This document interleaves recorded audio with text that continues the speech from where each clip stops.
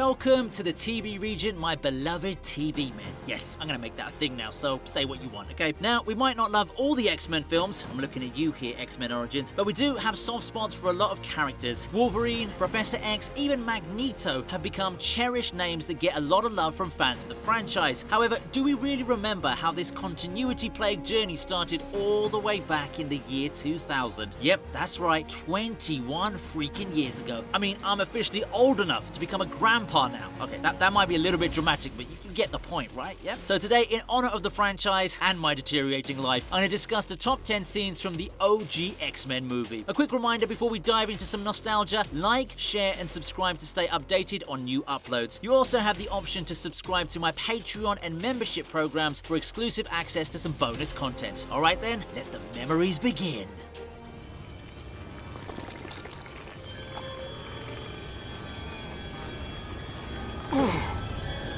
10. Senator Kelly makes his, slippery escape. Senator Kelly wasn't exactly a big fan of mutants, was he? But even I'd have to say that he got the wrong end of the bargain. After being subjected to the mutant conversion machine, innovative name there, he figures that he can glide through bars smoother than I could slide into DMs. The effects were pretty cool considering the year of release. Of course, Magneto wasn't gonna let him go easily, but Sabretooth kinda messes up in the same way I would if I had to hold on to a slimy dude. I guess it was typical for him to get the death stare from his boss. I swear, man, that's the exact same way my mom looked at me every time she saw my grades. Well, an escape is an escape, but wait, why did they make him naked after all of that? He had clothes, right? Oh, come on, Senator, that's indecent exposure. Anyway, it was actually pretty cool to see what the machine was capable of, but yeah, I was pretty traumatized after looking at the horrific long-term effects. Oh, that ain't pretty.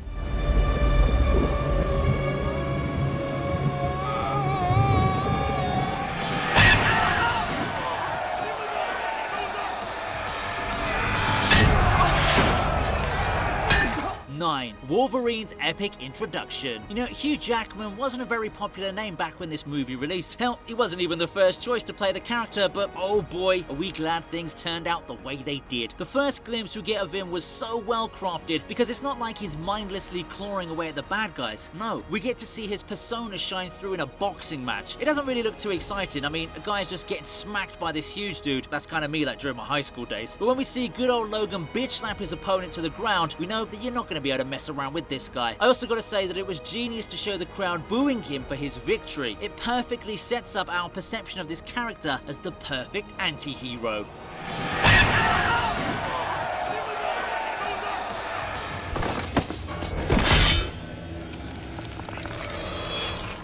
8. Claws out. Okay, I know what I just said in the previous entry, but come on, there's no Wolverine without claws now, is there? Once again, it's a very unsuspecting scene with Logan looking as sexy and macho as a human being possibly can. Well, I mean, look at this guy. He makes me want to smoke cigars and drink at shady bars. The scene helps to establish some context with regards to Rogue and Logan, but we just really want to see that bad guy get whooped, don't we? Even though we already know what's going to happen when Logan's threatened, this scene still takes my breath away. Hell yeah! Look at those sleek adamantium killing machines, and to top it off, he literally slashes through a shotgun as if it is just nothing. Seriously, if there was ever one thing I would forever thank Fox for, it would be to introduce us this absolutely badass Australian hunk.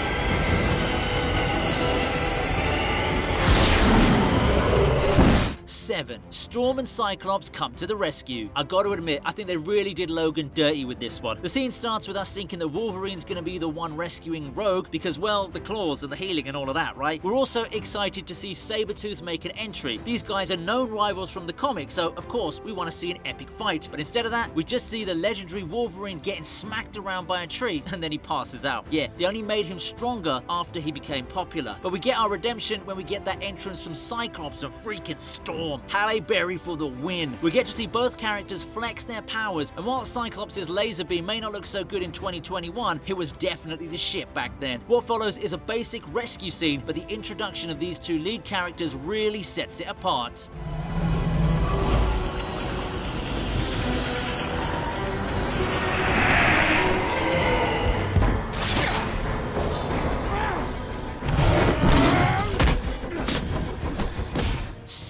Wolverine vs Sabretooth, Round 2. Logan may have been taken by surprise during Round 1, but he's ready to take on Sabretooth now, and he still gets his ass kicked? Well, it's not as bad as it sounds. He does manage to land a couple of blows and gives us some iconic poses, but Wolverine still isn't able to come out on top of this one till he gets help from Jean Grey and Cyclops. All in all, the scene's very well choreographed, and it made little kids like me jump with joy to watch two grown men slashing at each other with mutated claws. Plus the fact that these guys are literally fighting at the top of the Statue of Liberty was just super epic. There's also some great tension building with alternate shots of Magneto preparing Rogue for her sacrifice. Bryan Singer really did his thing here.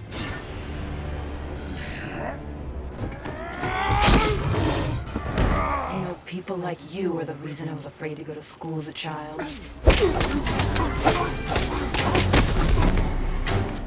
5. Mystique kidnaps Senator Kelly. We all love a deception, and who would be better to pull one off than the Queen herself? Senator Kelly may have died a terrible death, but he makes it easier for us to cope with it by being a major dick with all his talk about locking up mutants and comparing them to weapons. Yet this dude clearly skipped human rights classes during school, but he's in for a shock when his aide Henry pulls off an incredible transformation to reveal himself as Mystique. She proceeds to kick his face in a strangely satisfying way. Maybe I'm just weird about that actually. And she knocks him out. The scene in itself is crucial and sets up the second half perfectly for us.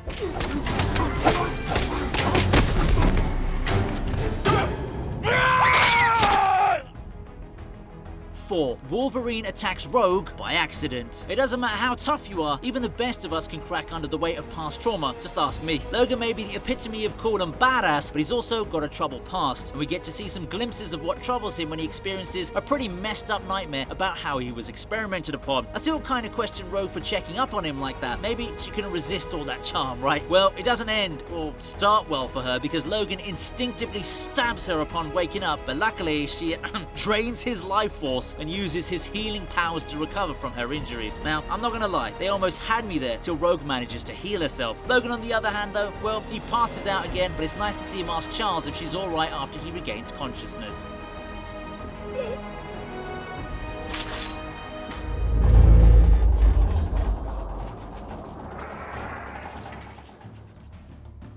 3. Magneto's true introduction. Oh man, this one gave me chills back then and it still gives me chills now. It was such an epic entrance. You just don't mess with Magneto, especially if he can just toss Wolverine around like a little toy. But as I've said before, what makes this scene amazing is the back and forth he has with his arch nemesis Professor X through Sabretooth's mind. He's already shown off what he can do with his powers, and now he's showing us just how capable he is as an evil strategist too. I mean, it takes a lot to win a conversation with Charles Xavier, and he did it like it was his daily routine. This is how you write a terrifying villain. I was pissing my little pants over seeing Sir Ian McKellen. I'm willing to make sacrifices.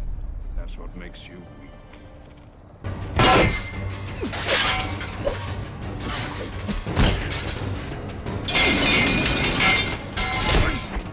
2. Mystique and Toad versus the X-Men. Okay, I know this fight sequence was really ridiculous, but I freaking loved it, man. I mean, how the hell does freaking Toad manage to take on Jean Grey, Storm, and Cyclops and still come out on top? Anyway, it was really funny to see the slimy bugger make those weird faces and spit that disgusting goo on poor Jean's face. Oh man, she was quite soft, wasn't she, before her Phoenix days? But the real takeaway for me is the battle between Mystique and Wolverine. The fight scenes are nicely done, and the shot where she transforms midway through a kick is easily my most favorite one from this movie. Man, I've really got a weird attraction to this blue-skinned chameleon. But yeah, now that I think about it, Logan doesn't win a single fight against another mutant in this entire movie. Wow, he really did get a huge makeover as the franchise progressed now, didn't he?